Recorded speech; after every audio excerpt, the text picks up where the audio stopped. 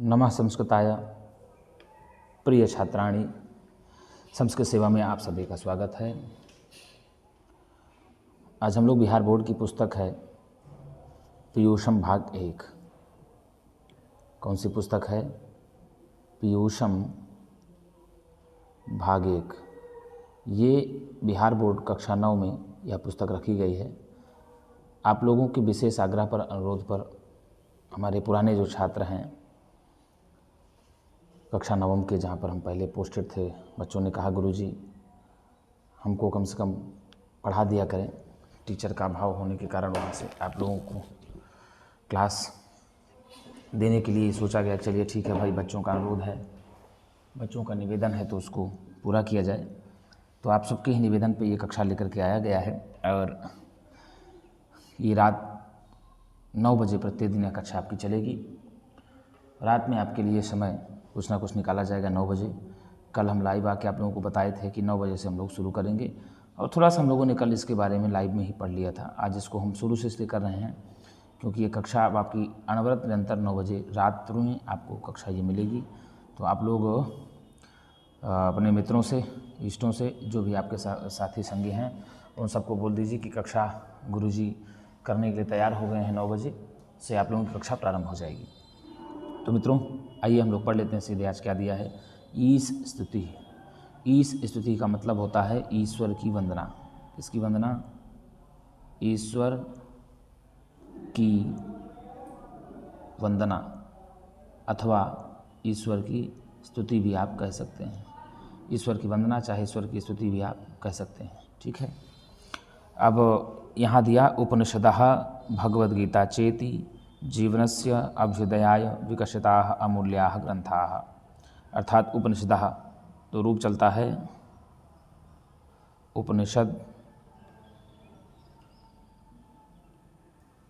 उपनिषदौ, उपनिषदौ, उपनिषदः। ठीक। तो यहाँ जो है उपनिषद शब्द का रूप चलता है। उपनिषद शब्द नित्य स्त्रीलिंग में है तो उपनिषद शब्द का रूप ही चलता है उपनिषद, उपनिषदौ, उपनिषदः। ठीक है। तो यहाँ जो उपनिषदः है यह बहुवचनांत है। क्या है? बहुवचनांत है। तो इससे ही पता चल जाता है कि एक नहीं अनेकों उपनिषदें। तो उपनिषदों की संख्या है 108। कितनी हैं? उपनिषदों की संख्या यदि आपसे पूछता है परीक्षा में तो कितना लगाएंगे? 108 लगाएंगे। ठीक है। तो उपनिषदः उपनिषदें भगवद्गीता चा इति। उपनिषदें भगवद्गीता चेति। उपनिषद चा मतलब होता है और। आपसे पूछ ले अगर चा का अर्थ क्या होगा तो आप लगाएंगे चा का अर्थ और लगा देंगे। तो उपनिषदें और भगवद्गीता जीवनस्य अर्थात जीवन के, किसके? जीवन के अभ्युदयाय अभ्युदय के लिए यानी कल्याण के लिए, विकसिताः विकसित हुए, अमूल्याः ग्रंथाः अमूल्य ग्रंथ हैं। अमूल्याः ग्रंथाः किसको कहा जाता है? जिसका कोई मूल ही ना हो, जिसका कोई मूल ही नहीं है, जिसको कोई ना तो खरीद सकता है ना तो बेच सकता है, नहीं, ये अमूल्य है।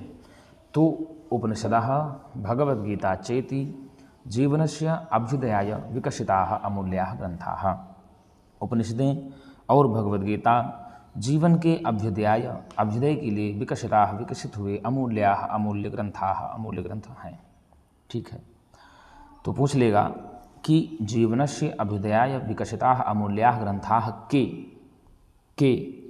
तो आप बताओगे उपनिषदः भगवद्गीता चेति। उपनिषदः भगवद्गीता चेति। उपनिषद और भगवद्गीता हैं। ठीक है। उपनिषदः भगवद्गीता जीवनस्य अभ्युदयाय विकसिताः कीदृशाः ग्रंथाः सन्ति तो आप बताएंगे अमूल्याः ग्रंथाः सन्ति। ऐसा आप उत्तर देंगे। अब आगे दिया उपनिषदः अनेकेषां ऋषीणां विचारान् प्रकटयन्ति। तो उपनिषदः मतलब उपनिषदें अनेकेषां अनेकों ऋषीणां ऋषियों के विचारान् विचारों को प्रकटयन्ति प्रकट करती हैं। तो प्रश्न पूछ लेगा कि उपनिषदः केषां विचारान् प्रकटयन्ति, तब आप उत्तर लगाओगे उपनिषदः अनेकेषां ऋषीणां विचारान् प्रकटयन्ति।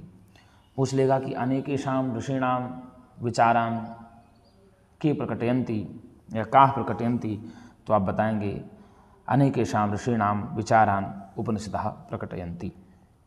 ठीक है। भगवद गीता तो केवलस्य योगेश्वरस्य कृष्णस्य, भगवद गीता तो केवल भगवान श्री कृष्ण योगेश्वर के विचारों को प्रकट करती है। तो पूछ लेगा प्रश्न आपसे कि भगवद गीता किसके विचारों को प्रकट करती है, तो आप बताओगे भगवद गीता भगवान श्री कृष्ण के विचारों को प्रकट करती है। तो भगवान श्री कृष्ण को क्या कहा गया है, तो योगेश्वर की उपाधि दी गई है। किसकी उपाधि दी गई है, योगेश्वर की उपाधि दी गई है। ठीक है, योगस्य ईश्वरः योगेश्वरः, योग के हैं ईश्वर, ठीक है, योगेश्वर। आगे कहा उभयत्रापि, यहाँ उभयत्र जो है अव्यय है। क्या है गुरुजी, उभयत्र अव्यय है।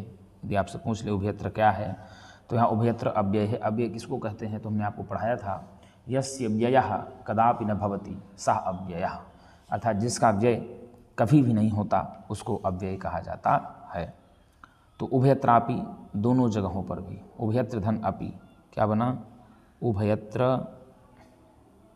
धन अपि बन गया उभयत्रापि। अकः सवर्णे दीर्घा सूत्र से यहाँ पर दीर्घ संधि भी हो जाती है। तो उभयत्रापि दोनों जगहों पर भी, परमात्मनः परमात्मा की सर्वशक्ति संपन्नता दर्शिता, संपूर्ण शक्तियाँ दिखाई गई हैं। अर्थात कहाँ पर पूछ लेगा, कहाँ पर परमात्मा की सर्वशक्ति संपन्नता दिखाई जाती है, तो आप बताएंगे उपनिषद और भगवद गीता में। प्रश्न आ जाएगा उपनिषद और भगवद गीता में किसकी सर्वशक्ति संपन्नता दिखाई जाती है, तो आप कहेंगे उपनिषद और भगवद गीता में परमात्मा की सर्वशक्ति संपन्नता दिखाई जाती है। फिर कहा अस्मिन् पाठे तस्यैव परमेश्वरस्य स्तुतिः वर्तते, इसी पाठ में यानी इसी ईश स्तुति पाठ में, इसी ईश स्तुति पाठ में तस्यैव, तस्य धन एव, क्या कहा, तस्य जोड़ एव बराबर तस्यैव बन गया, वृद्धि संधि हो जाएगी। कौन सी संधि हो जाएगी, वृद्धि संधि। मेरे बच्चों, प्रिय बच्चों, आप लोग क्या करिएगा, एक एक शब्द को जो जो हम पढ़ा रहे हैं, जो जो बता रहे हैं, उसको कॉपी में लिखते जाइएगा। तो वृद्धि संधि हो जाएगी, उभय तस्यैव, तस्य धन एव तस्यैव। तो अस्मिन् पाठे अर्थात इस मंगलम पाठ, इस स्तुति पाठ में, किसमें, इस स्तुति पाठ में तस्यैव उसी परमेश्वर से, परमेश्वर की स्तुति ही वर्तते, स्तुति की गई है, स्तुति है। तो पूछ लेगा इस स्तुति पाठ में किसकी स्तुति का वर्णन किया गया है, तो इस स्तुति पाठ में परमेश्वर की स्तुति का वर्णन किया गया है। ठीक है, अब आपसे पूछ लेगा उपनिषद शब्द कैसे बना, तो उपनिषद शब्द जो है उप और नि उपसर्ग पूर्वक शब्द धातु से क्विप प्रत्यय लग करके बनता है। कैसे बनता है, उप और नि उपसर्ग पूर्वक शब्द धातु से क्विप प्रत्यय लग करके ही उपनिषद बनता है। ठीक है, और उपनिषद शब्द का रूप चलता है उपनिषद, उपनिषदौ, उपनिषदः, उपनिषदम, उपनिषदौ, उपनिषदः, उपनिषदा, ऐसे रूप चलता है। ठीक है, तो उप का अर्थ होता है समीप में, क्या होता है, उप का अर्थ क्या हुआ, समीप में, समीप, और नि का अर्थ क्या हुआ, निश्चय या निष्ठापूर्वक, निश्चय या निष्ठापूर्वक। सद्धत का अर्थ है बैठना, क्या होना, बैठना। तो उप का अर्थ हुआ, उप का अर्थ हुआ समीप में, क्या होगा, उप का अर्थ हुआ समीप में, नि का अर्थ हुआ निश्चय या निष्ठापूर्वक, और सद धातु का अर्थ हुआ बैठना। ठीक, तो समीप में किसके समीप बैठोगे, तो स्वाभाविक है गुरुजनों के समीप में बैठोगे। कब बैठोगे, जब तुम्हारी गुरुजनों के ऊपर निष्ठा होगी, और जब निष्ठा हो जाएगी तो निश्चय कर लोगे, तो निश्चय कर लोगे तो गुरु के समीप जाओगे और बैठ जाओगे, और बैठ करके विद्या को ग्रहण करोगे। विद्या को पढ़ाने वाले कौन हैं, गुरु हैं। तो इसका अर्थ ही होता है जो विद्या गुरु के समीप में, किसके समीप में, जो विद्या गुरु के समीप में निश्चय या निष्ठापूर्वक बैठ करके ग्रहण की जाती है, उसे उपनिषद कहा जाता है। ठीक है, प्रश्न आ जाएगा कि लिखने के लिए कि उपनिषद के बारे में अपने भाव को प्रकट करें, तो आप बताएंगे उपनिषद शब्द उप एवं नि उपसर्ग पूर्वक सद धातु से क्विप प्रत्यय लग करके बना है, जिसका अर्थ ही होता है जो विद्या गुरु के समीप निश्चय या निष्ठापूर्वक बैठ करके ग्रहण की जाती है, उसे उपनिषद कहा जाता है। उपनिषद को ही वेदों का अंतिम भाग भी कहा जाता है। उपनिषद को वेदांत विद्या भी कहा जाता है। वेदांत विद्या भी उपनिषद को कहा जाता है। वेदांत विद्या क्यों कहा जाता है, क्योंकि वेद के 5 भाग बताए गए हैं। वेद के कितने भाग बताए गए हैं, वेद के 5 भाग बताए गए हैं। कौन कौन से हैं देख लीजिए, वेद, फिर वेद के बाद वेदांग, फिर ब्राह्मण, फिर आरण्यक, आरण्यक, और लास्ट में है उपनिषद, ये आ है, ठीक है, बड़ा आ। आरण्यक के बाद उपनिषद, ये वेद, वेदांग, ब्राह्मण, आरण्यक, उपनिषद। तो वेद के 5 भाग बताए गए हैं। देखिए उपनिषद अंतिम में है, क्या है, अंतिम में है।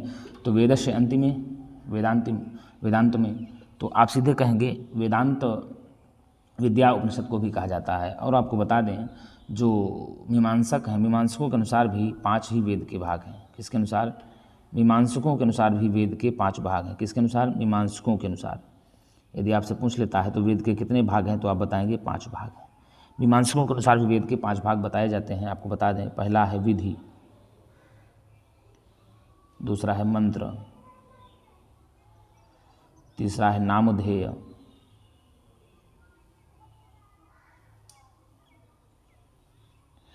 चौथा निषेध, विधि मंत्र नामधेय निषेध, पांचवा है अर्थवाद। तो इस प्रकार से मीमांसकों ने भी 5 भाग बताए हैं। विधि मंत्र नामधेय निषेध और अर्थवाद 5 भाग बताए गए हैं। वेदांत में भी 5 वेद के 5 भाग बताए गए हैं, वेद, वेदांग, ब्राह्मण, आरण्यक और उपनिषद। तो वेदांगों की संख्या के बारे में बात किया जाए तो 6 हैं। संस्कृत में 6 वेदांग हैं। कौन कौन से हैं? शिक्षा, कल्प, व्याकरण, निरुक्त, छंद, ज्योतिष। तो वेदांगों की संख्या है 6। कितने वेदांग हैं गुरुजी? 6 वेदांग हैं।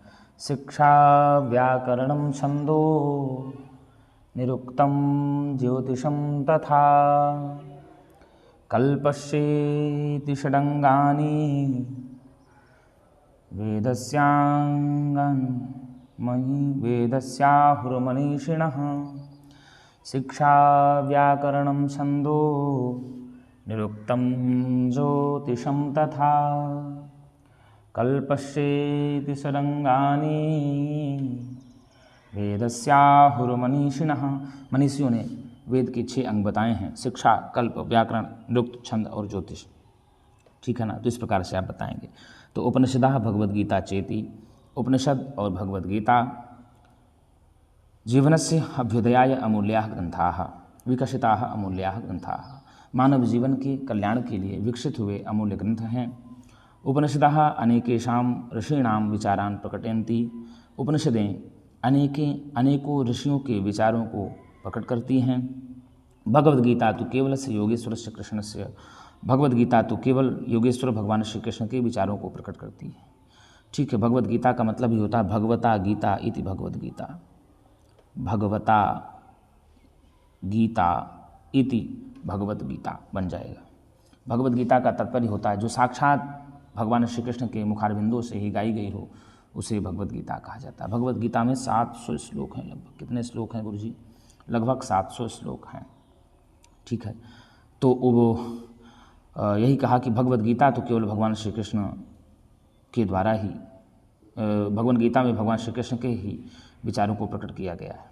ठीक है, उभयत्रापि परमात्मनः सर्वशक्ति संपन्नता दर्शिता। इन दोनों जगह पर, उपनिषद में और भगवद गीता में, भगवान की यानी परमात्मा की सर्वशक्ति संपन्नता दिखाई जाती है। अस्मिन् पाठे तस्यैव परमेश्वरस्य स्तुतिः वर्तते। इसी पाठ में उस परमेश्वर की स्तुति का वर्णन किया गया है। तो 3 मंत्र में उपनिषदों से मंत्र लिए गए हैं और 2 श्लोक में भगवान श्री कृष्ण का गुणगान किया गया है, भगवान श्री कृष्ण के बारे में ही बताया गया है। तो इस प्रकार से जो पूरी आपकी कक्षा चलेगी आपको जानना है। यदि आपसे पूछ लेगा उपनिषदों की संख्या बताएंगे आप 108। कितनी है गुरुजी? 108। किंतु शंकराचार्य जी ने 10 उपनिषदों पर भाष्य किया था। उन्होंने जितने उपनिषदों पर भाष्य किया था वो मिलती हैं 10 ही मिलती हैं, जिनके कारण से शंकराचार्य जी के अनुसार पूछता है उपनिषदों की संख्या तो आप बताएंगे 10। यदि आपको परीक्षा में पूछता है तो आप 108 ही बताएंगे। 108 उपनिषदें जो है मुक्तकोपनिषद के अनुसार मानी जाती हैं। किसके अनुसार? मुक्तकोपनिषद के अनुसार 108 उपनिषदें मानी जाती हैं। तो आपसे यदि परीक्षा में पूछता है कि उपनिषदें कितनी हैं मुक्तकोपनिषद के अनुसार, या उपनिषदें कितनी हैं, तो आप बताएंगे 108 ही हैं।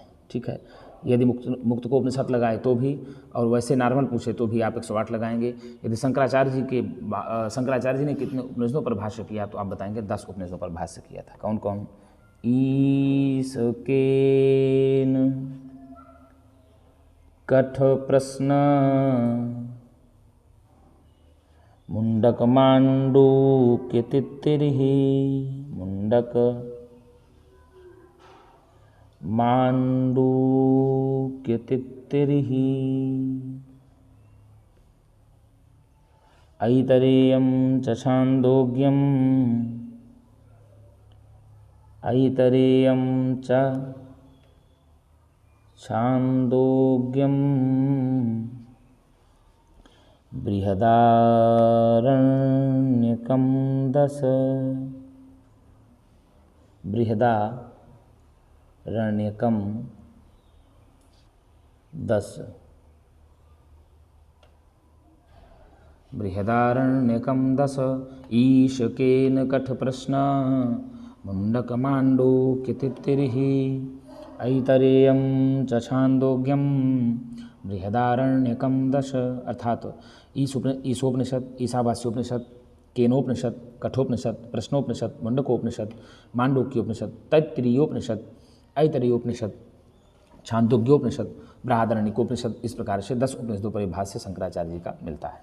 आइए आज इसी के आगे हम लोग पहला मंत्र भी पढ़ लेते हैं। आइए मंत्र पढ़ लेते हैं। ये मंत्र जो है तैत्तिरीयोपनिषद से लिया गया है। कहाँ से लिया गया है? तैत्तिरीयोपनिषद के, ठीक है, दूसरे अध्याय तृतीय वल्ली, दूसरे वल्ली का 9वां मंत्र। तो आइए देख लेते हैं। यतो वाचो निवर्तन्ते अप्राप्य मनसा सह, आनंदं ब्रह्मणो विद्वान् न बिभेति कुतश्चन। यतो, मेरे साथ वाचन करेंगे आप लोग भी। यतो वाचो निवर्तन्ते अप्राप्य मनसा सह, आनंदं ब्रह्मणो विद्वान् न बिभेति कुतश्चन। यतो वाचो निवर्तन्ते अप्राप्य मनसा सह, आनंदं ब्रह्मणो विद्वान् न बिभेति कुतश्चन। यतः, यतः मतलब जहाँ से, यतः मतलब जहाँ से, वाचः मतलब वाणी, वाचा मतलब वाणी, निवर्तन्ते मतलब लौट आती है। क्या हो जाती है? लौट आती है। अर्थात यतः वाचा निवर्तन्ते, जहाँ से वाणी लौट आती है। अप्राप्य मतलब ना पाकर, अप्राप्य मतलब न पाकर। मनसा मतलब मन का साथ। किसका साथ? मन का साथ। मन का साथ ना पाकर, सह मतलब मन का साथ ना पाकर, मनसा मन का साथ ना पकड़ के लौट आती। तो यही कहोगे, यतः वाचा मनसा सह अप्राप्य निवर्तन्ते, जहाँ से वाणी मन का साथ ना पा करके लौट आती है। अर्थात कहने का मतलब ये हुआ, जो मन और वाणी का के विषय से भी अगोचर है, जिसको ना तो मन से जाना जा सकता है ना तो वाणी से जाना जा सकता है, तो जो मन और वाणी से भी परे है, जो मन और वाणी से भी परे है। यतो वाचो निवर्तन्ते मनसा अप्राप्य मनसा सह, अर्थात यतः जहाँ से, वाचः वाणी, मनसा सह प्राप्य मन का साथ ना पा करके निवर्तन्ते लौट आती है। अर्थात कहने का मतलब यही हुआ कि मन और वाणी के विषय से भी अगोचर है, जिसको मन और वाणी से भी जाना नहीं जा सकता। आनंदम ब्रह्मणो विद्वान, उस आनंद स्वरूप, उस परमानंद स्वरूप ब्रह्म को जानने वाला विद्वान, उस आनंद स्वरूप, उस परमानंद स्वरूप ब्रह्म को जानने वाला विद्वान, कुतश्चन न बिभेति, वह कहीं भी नहीं डरता, किसी से भी नहीं डरता, उसको किसी भी प्रकार का भय नहीं होता। ठीक है ना? कहने का मतलब ये हुआ स्वाभाविक ही है कि जिस विषय को मन और वाणी भी नहीं जान पाती, उस विषय को जानने वाला जो ब्राह्मण, उस ब्रह्म को जानने वाला जो विद्वान होता है, वह कभी भी किसी से भी नहीं डरता। सच्चाई यही है कि जिसको एक बार ईश्वर का ज्ञान हो गया, जिसको एक बार ईश्वर का नॉलेज हो गया, जिसने एक बार ईश्वर को जान लिया, जिसने एक बार ईश्वर को समझ लिया, उस ब्राह्मण विद्वान को कभी किसी से डर नहीं लगता। आप पूछ लेगी कि मनसा सह अप्राप्य काह निवर्तन्ते, तो आप बताएंगे मनसा सह अप्राप्य वाचः निवर्तन्ते। क्या लगाएंगे? वाचः निवर्तन्ते। वाचः केन अप्राप्य निवर्तन्ते। वाचः केन सह अप्राप्य निवर्तन्ते, तो वाचः मनसा सह अप्राप्य निवर्तन्ते। आप ये कहेंगे। मन का साथ ना पा करके कौन लौट आती है? वाणी लौट आती है। वाणी किसका साथ ना पा करके लौट आती है? मन का साथ ना पा करके लौट आती है। अप्राप्य ना, ठीक है। अप्राप्य में लय प्रत्यय है। कौन सा प्रत्यय है? अप्राप्य में यदि आपसे पूछ ले कौन सा प्रत्यय होगा, तो आप लगाएंगे अप्राप्य में लय प्रत्यय है, ठीक है।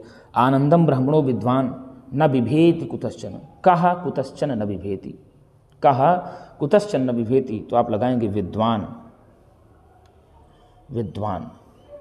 कुतश्चन न बिभेति। यदि प्रश्न आ गया कि कहा कुतश्चन न बिभेति, कौन किसी से कभी भी नहीं डरता, कहीं भी नहीं डरता, तो आप लगाओगे विद्वान किसी से कहीं भी डरता नहीं है, ठीक है। अब पूछ लेगा कीदृशः विद्वान कुतश्चन न बिभेति, तो आनंदम ब्राह्मणो विद्वान कुतश्चन न बिभेति। यदि आपसे पूछ लिया कीदृशः विद्वान कुतश्चन न बिभेति, तो आनंदम ब्राह्मणो विद्वान न बिभेति कुतश्चन, ऐसा आप उत्तर लगाओगे। तो यतो वाचो निवर्तन्ते अप्राप्य मनसा सह आनंदम ब्रह्मणो विद्वान न बिभेति कुतश्चन। अर्थात जहाँ से वाणी मन का साथ ना पा करके निवर्तन्ते लौट आती है, तम उस आनंद स्वरूप, उस परमानंद स्वरूप ब्रह्म को जानने वाला विद्वान, जो विद्वान होता है, न कुतश्चन न बिभेति, वह किसी से कहीं भी नहीं डरता है। प्रश्न पूछ लेगा कह कुतश्चन न बिभेति, तो विद्वान कुतश्चन न बिभेति। कीदृशः विद्वान कुतश्चन न बिभेति, तो आनंदम ब्रह्मणो विद्वान कुतश्चन न बिभेति, ऐसा आप उत्तर लगाएंगे। और वाचः केन सह अप्राप्य निवर्तन्ते, वाचः मनसा सह अप्राप्य निवर्तन्ते, ऐसा आप लगाएंगे, ठीक। मनसा सह अप्राप्य काह निवर्तन्ते, मनसा सह अप्राप्य वाचः निवर्तन्ते, ऐसा आप लगाएंगे। यतः मतलब जहाँ से हो जाएगा, यतः मतलब जहाँ से, वाचः मतलब वाणी, और मनसा सह मतलब मन का साथ, अप्राप्य मतलब ना पा करके, निवर्तन्ते मतलब लौट आती है। आनंदम ब्रह्मणो विद्वान, उस आनंद स्वरूप, उस परमानंद स्वरूप ब्रह्म को जानने वाला विद्वान, जो विद्वान पुरुष होता है, कुतश्चन, वह कहीं भी किसी से भी न बिभेति, नहीं डरता है। तो यहाँ रूप जो है भी धातु का रूप है। कौन सा है? भी धातु का रूप है, और प्रथम पुरुष एक वचन का रूप है। रूप चलता है बिभेति, ऐसे रूप चलता है बेटा, बिभेति, बिभीतः, क्या चलता है? बिभीतः, बिभ्यति, ठीक है। बिभेति, बिभीतः, बिभ्यति रूप चलता है, आप ऐसे लगाएंगे। बिभेष बिभीथा, बिभीथ, बिभेमि बिभीवः बिभीमा, ऐसे रूप चलता है। तो यह जो विभेति रूप है, यह लट लकार प्रथम पुरुष एक वचन का रूप है। किसका है? लट लकार प्रथम पुरुष एक वचन का रूप है। विद्वान, विद्वांसो, विद्वांसा रूप चलता है। ये विद्वत शब्द का रूप है। किसका है? विद्वत शब्द का रूप है। विद्वत शब्द का रूप है, प्रथम विभक्ति एक वचन का रूप है। रूप चलता है विद्वान, विद्वांसो, विद्वांसः, ठीक है। ब्राह्मणः कीदृशः अस्ति, तो ब्राह्मणः आनंद स्वरूपः अस्ति। कीदृशः अस्ति, यदि आपसे पूछ ले कि ब्रह्म किस प्रकार का है, तो बताएंगे ब्रह्म आनंद स्वरूप है। कौन है? आनंद स्वरूप है। निवर्तते, नि उपसर्ग पूर्वक है, वृत्तवर्तने धातु है। निवर्तन्ते मतलब लौट आते हैं। निवर्तन्ते, निवर्तेते, निवर्तन्ते से, निवर्तते, निवर्तेते, निवर्तन्ते, यह प्रथम पुरुष आत्मनेपदी का ही है, धातु है। तो ये प्रथम पुरुष बहुवचन की क्रिया है। किसकी है? बहुवचन की क्रिया है। मनसा में तृतीय व्यक्ति एक वचन है। मनसा में तृतीय विभक्ति आपसे पूछ ले एक वचन है। तृतीय विभक्ति एक वचन मनसा में है, और मनसा सह, सह के योग में ही यहाँ मनसा में तृतीय विभक्ति लग गया है, ठीक है ना। तेन सा साकम सार्धम सोम के योग में तृतीय विभक्ति होती ही है। अप्राप्य में लय प्रत्यय है, आप सब लोग जानते हैं, ठीक है। तो यतो वाचो निवर्तन्ते अप्राप्य मनसा सह आनंदम ब्रह्मणो विद्वान न बिभेति कुतश्चन।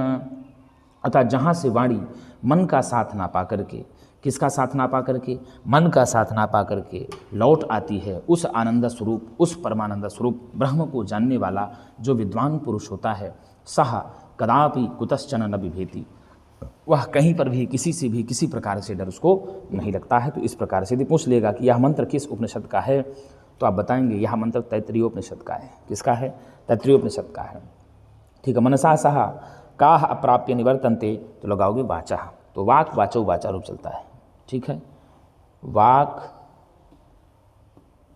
वाचौ वाचा रूप चलता है। ये वाक वाचो वाचा, वाक शब्द स्त्रीलिंग का है, तो वाचा यहाँ स्त्रीलिंग में है, तो प्रथमा व्यक्ति बहुवचन का रूप है। वाचा निवर्तन्ते, ठीक है। वाचा बहुवचन में है, इसलिए क्रिया भी निवर्तन्ते हो गई, बहुवचन की ही हो जाएगी। ठीक है। वाक शब्द है स्त्रीलिंग का है। ठीक है ना। तो यतो वाचो निवर्तन्ते अप्राप्य मनसा सह आनंदम ब्रह्मणो विद्वान न बिभेति कुतश्चन। यतो मतलब जहाँ से, वाचा मतलब वाणी, निवर्तन्ते मतलब लौट आती है, मनसा सह प्राप्य मन का साथ ना पा करके। कहने का मतलब ये हुआ जहाँ से वाणी मन का साथ ना पा करके लौट आती है, तम ब्राह्मणो उस आनंद स्वरूप, परमानंद स्वरूप ब्रह्म को जानने वाला जो विद्वान पुरुष होता है, कुतश्चन न बिभेति, वह किसी से भी कहीं भी डरता नहीं है। तो इस प्रकार से यदि आपसे पूछता है तो आप बता लेंगे। ठीक है।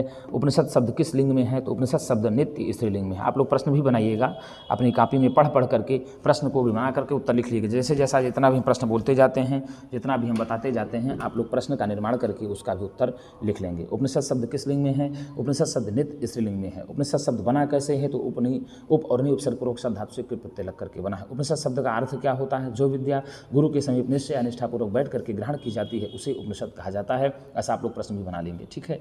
उपनिषदा प्रथमा विभक्ति बहुवचन का रूप है। उपनिषदः प्रथमा विभक्ति बहुवचन का रूप है। भगवद गीता प्रथमा विभक्ति एक वचन का रूप है। और जीवनस्य में षष्ठी विभक्ति एक वचन है। अभ्युदय में चतुर्थी विभक्ति एक वचन है। विकसिताः अमूल्याः ग्रंथाः सन्ति, तो अमूल्याः ग्रंथाः, ग्रंथ का विशेषण हुआ अमूल्याः, तो अमूल्याः ग्रंथाः प्रथमा विभक्ति बहुवचन का रूप हो जाएगा। विकसिताः भी अमूल्याः भी ये ग्रंथाः के विशेषण हैं। ठीक है। अभ्युदय मतलब कल्याण के लिए, किसके लिए? कल्याण के लिए। किसके कल्याण के लिए प्रश्न आ जाएगा? तो मानवों के कल्याण के लिए। तो यही कहेंगे उपनिषद और भगवद गीता ये दोनों ग्रंथ मानव जीवन के कल्याण के लिए विकसित हुए अमूल्य ग्रंथ हैं। फिर उपनिषदः प्रथमा विभक्ति बहुवचन, अनेकेषां ऋषीणाम, तो अनेकेषां ऋषीणाम में षष्ठी विभक्ति बहुवचन का रूप हुआ। क्या हुआ? षष्ठी विभक्ति बहुवचन हुआ। विचारान प्रकटयन्ति, विचारों को प्रकट करती हैं। तो उपनिषदें किनके विचारों को प्रकट करती हैं? तो उपनिषदें अनेकों ऋषियों के विचारों को प्रकट करती हैं। अनेकेषां ऋषीणाम में कौन सी विभक्ति, कौन सा वचन? तो षष्ठी विभक्ति बहुवचन। कौन सा है? षष्ठी विभक्ति बहुवचन। और पूछ लेगा विचारान में कौन सी विभक्ति, कौन सा वचन है? तो विचारः, विचारो विचाराः, विचारम, विचारो विचारान, तो विचारान द्वितीय विभक्ति बहुवचन का हो जाएगा। प्रकटयन्ति प्रथम पुरुष बहुवचन की क्रिया हो जाएगी। प्रकटयति, प्रकटयतः, प्रकटयन्ति। क्यों प्रकटयन्ति हो जाएगा? क्योंकि यहाँ कहा ना विचारान प्रकटयन्ति, अनेकेषां ऋषीणाम विचारान प्रकटयन्ति, इसलिए हो जाएगा, बहुवचनांत में हो गया। भगवद गीता तो केवलस्य योगेश्वरस्य कृष्णस्य, और भगवद गीता तो भगवान योग के भगवान कहे जाते हैं, भगवान कृष्ण। कौन कहे जाते हैं? योग, अष्टांग योग, अष्टांग योग है। यम, नियम, आसन, प्राणायाम, प्रत्याहार, धारणा, ध्यान, समाधि। योग कितने हैं? 8 प्रकार के। यम, नियम, आसन, प्राणायाम,